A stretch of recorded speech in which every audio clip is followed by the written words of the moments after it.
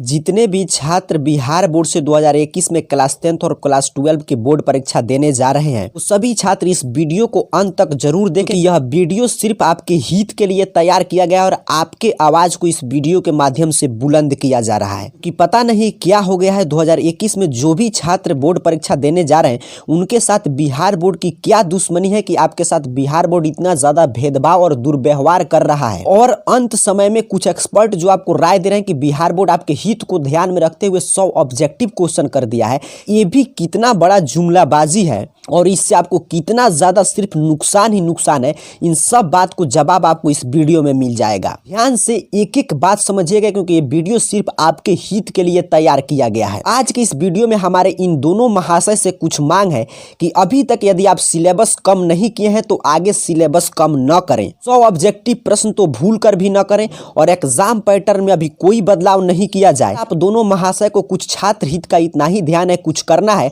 तो बस इतना आप कर सकते हैं कि परीक्षा की तिथि आगे बढ़ा सकते हैं। मॉडल पेपर तो जितना जल्द हो सके जारी कर दिया जाए। अब आप सोच रहे होंगे कि हम ऐसा क्यों कह रहे हैं कि 100 ऑब्जेक्टिव नहीं किया जाए, सिलेबस कम नहीं हो। इस बात को ध्यान से आप समझिएगा। यहाँ पे देखिए, यदि 100 ऑब्जेक्टिव प्रश्न होता है तो हर सिक्के के दो पहलू होते हैं। जो पहला पहलू आपको दिखाया जा रहा है कि बिहार बोर्ड आपके हित का ख्याल रख के ऐसा कर रहा है, बिल्कुल ऐसा नहीं कर रहा है। यदि 100 ऑब्जेक्टिव प्रश्न हो जाता है तो उससे सिर्फ आपको नुकसान ही नुकसान है।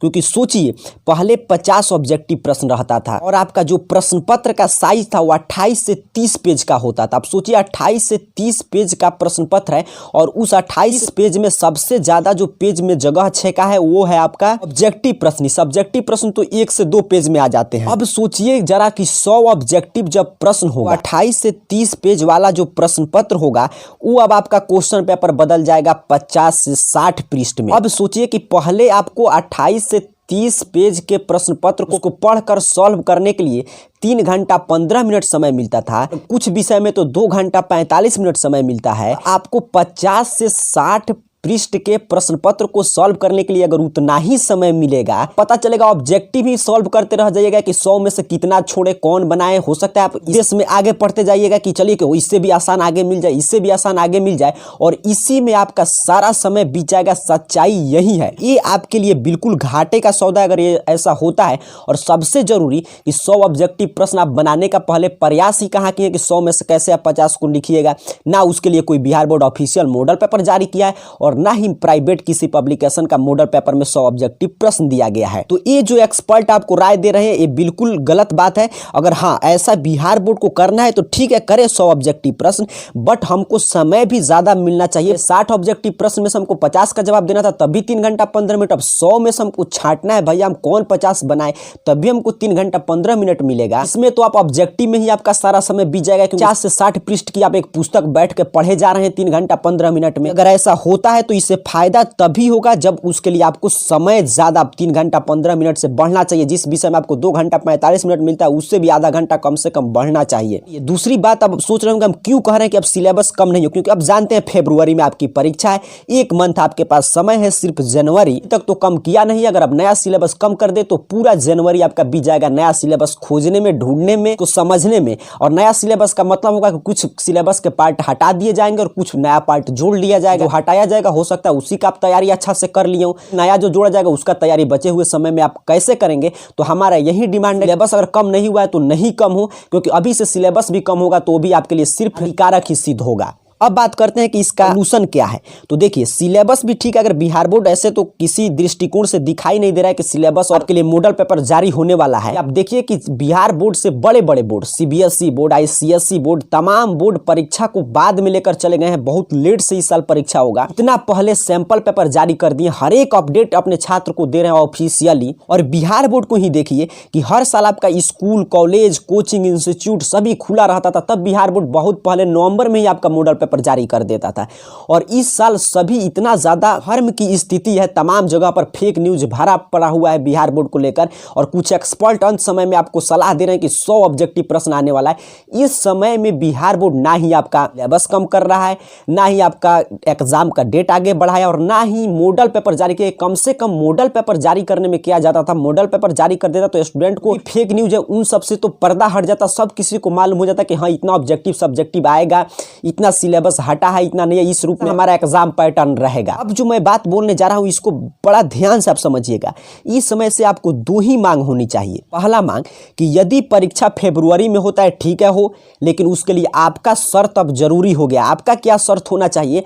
अगर परीक्षा फरवरी में होता है तो पुराने सिलेबस 2020 वाले एग्जाम पैटर्न पे ही हो, क्योंकि आप उसी सिलेबस और उसी एग्जाम पैटर्न, उसी क्वेश्चन पैटर्न पे आप तैयारी किए हैं और ये सच्चाई है। और अगर एग्जाम पैटर्न में कोई भी छेड़छाड़ होता है, कोई भी बदलाव होता है, 100 ऑब्जेक्टिव प्रश्न आता है, सिलेबस के कोई भी बिंदु में नया बिंदु जुड़ता है या कम होता है, तब आपका शर्त होना चाहिए, बिहार बोर्ड से आपका ये मांग होना चाहिए कि तब किसी भी हाल में परीक्षा की तिथि को आगे बढ़ा दिया जाए और जल्द से जल्द किसी भी हाल में दिसंबर लास्ट तक आपका मॉडल पेपर जारी हो जाए।